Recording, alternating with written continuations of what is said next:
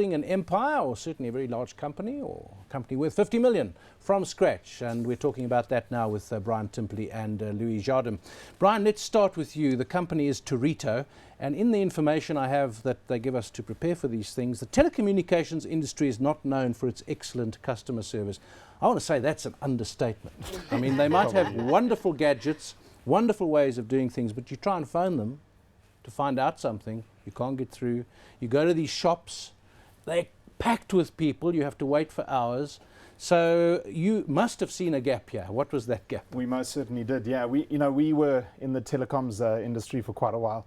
And while we were account managers, one of the big leading internet service providers.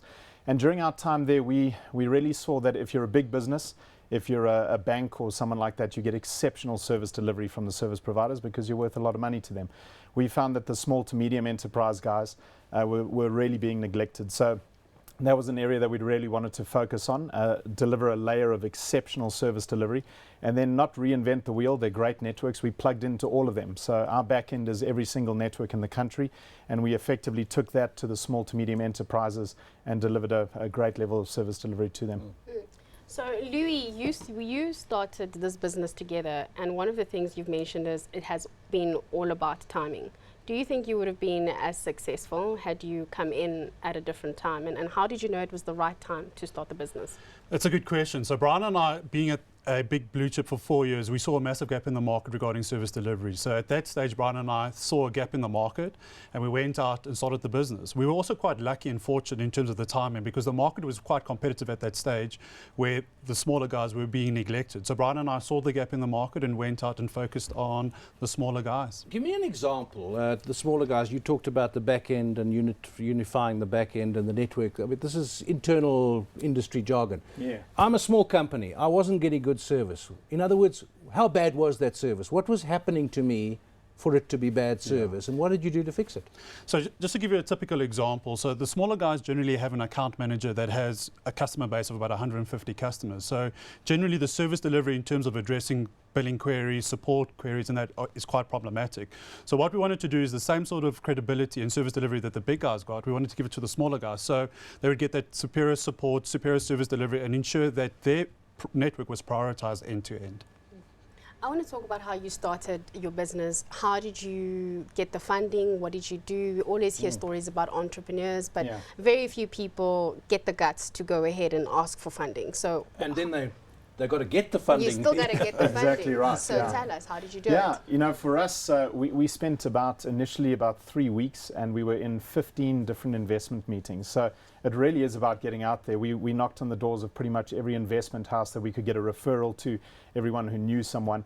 And it was actually the last 2 meetings that we had. Both of them ended up giving us an option for funding. So we ultimately went with the Micro Mega Group. They're a JSE listed business, and it was very important for us to get decent funders, because I think one of the big aspects of being an entrepreneur is that you need to be able to take substantial risk. And you know, if you're funding your own business, the risks that you tend to take are a little bit more subdued.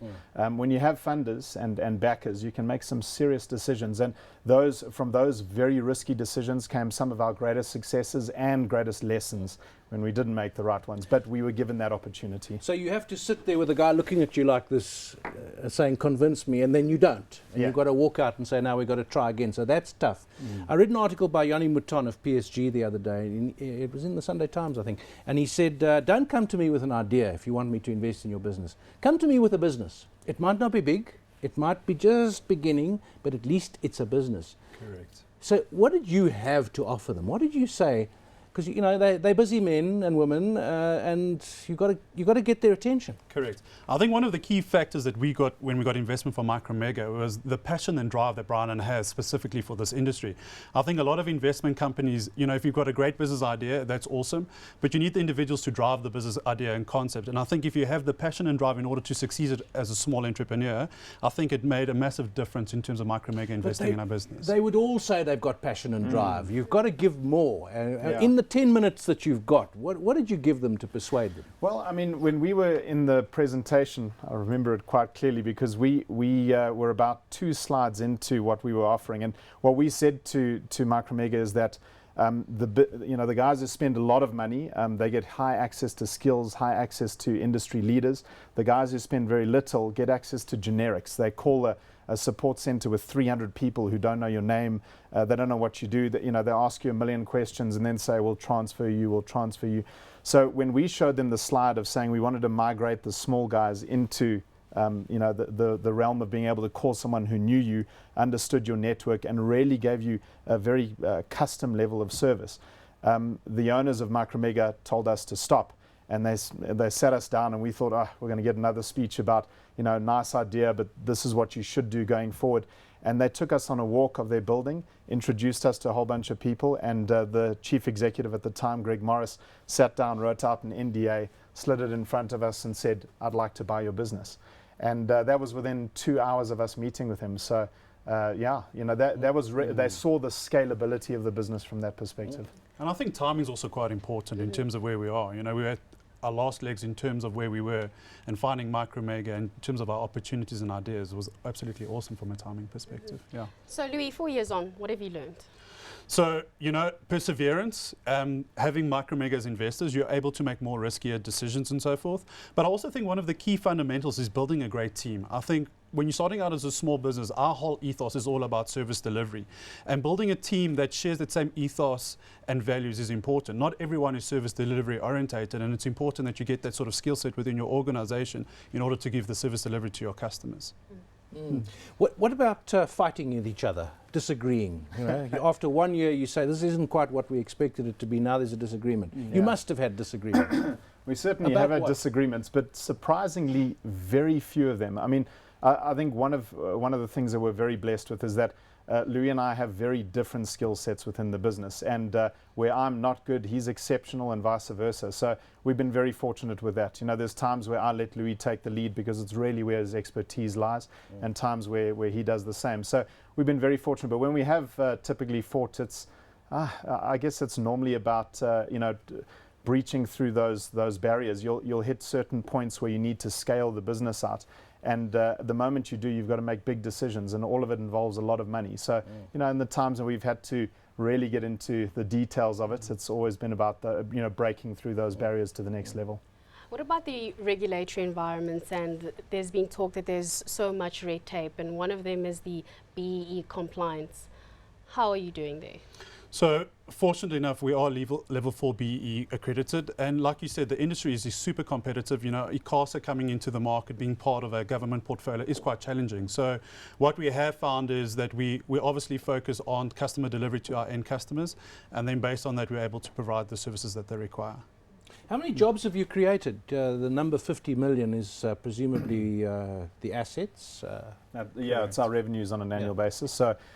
We're a team of 25 people. We're still a relatively small business. We like to keep it that way.